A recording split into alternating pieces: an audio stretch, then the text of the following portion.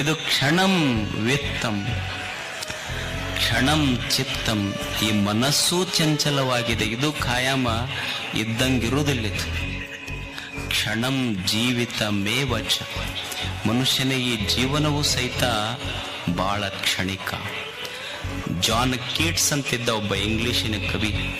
John Keats ಅಂತಾನ, ಮನುಷ್ಯನ ಬದುಕು ಹೆಂಗ ಅಂದ್ರ ಇದು ಸುಮ್ಮನೆ ನೀರಿನ ಮ್ಯಾಲ ನೆನಪು ಬರ್ದಂಗಷ್ಟ.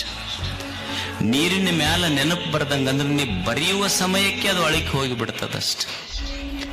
ಇದು ಜೀವನವೂ ಕ್ಷಣಿಕ ಇದೆ. ಬುದ್ಧ ಈ ಜೀವನವನ್ನ ಕ್ಷಣಿಕ ಅಂತ ಕರೆದ. ಯಾಕ ಮನುಷ್ಯನ ಬದುಕು ಕ್ಷಣಿಕ ಅಂತಂದ್ರು ಅಂದ್ರ, ಈಗ ನೀವು ನೋಡಿ, ಒಂದು ಮಗು ತಾಯಿಯ ಗರ್ಭದಿಂದ ಭೂಮಿಗೆ ಬಿದ್ದಾಗ ಆ ಮಗು ಮಾಡುವ ಮೊದಲ ಕೆಲಸ ಅಂದ್ರ ಉಸಿರು ತಗೊಳ್ಳುದು. ಉಸಿರು ತಗೊಂತು ಅಂದ್ರೆ ಮಗು ಹುಟ್ಟಿತು ಅಂತ ಅರ್ಥ. ಮನುಷ್ಯ ಈ ಭೂಮಿಯನ್ನ ಬಿಟ್ಟು ಕೊನೆಗೆ ಹೋಗುವಾಗ ಮಾಡುವ ಕೊನೆಯ ಕೆಲಸ ಅಂದ್ರೆ ಉಸಿರು ಬಿಡುವುದು. ಉಸಿರು ಬಿಟ್ಟ ಅಂದ್ರೆ ಸತ್ತ ಅಂತ ಅರ್ಥ. ಉಸಿರು ತಗೊಂಡ್ರ ಹುಟ್ಟದ ಅಂತ ಅರ್ಥ, ಉಸಿರು ಬಿಟ್ಟ ಅಂದ್ರೆ ಸತ್ತ ಅಂತ ಅರ್ಥ. ಮನುಷ್ಯ ಪ್ರತಿಕ್ಷಣ ಉಸಿರು ಬಿಡ್ತಾನ, ಪ್ರತಿಕ್ಷಣ ಉಸಿರು ತಗೊಳ್ತಾನ.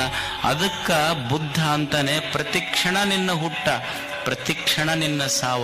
ಯಾಕ ಅಂದ್ರ ಬಿಟ್ಟ ಉಸಿರ ನೀ ಹೊಳ್ಳಿ ತಗೊಂತಿ ಅಂತ ಯಾವ ಗ್ಯಾರಂಟಿನೂ ಇಲ್ಲ. ಅದಕ್ಕಾಗಿ ಇದು ಜೀವನ ಕ್ಷಣಿಕ ಅಂತ ಬುದ್ಧ ಕರೆದ. ಈ ಬದುಕಿಗೆ ಸುಮ್ಮನೆ ನೀರಿನ ಮ್ಯಾಲ ನೆನಪು ಬರ್ದಂಗಷ್ಟೇ ಇದು.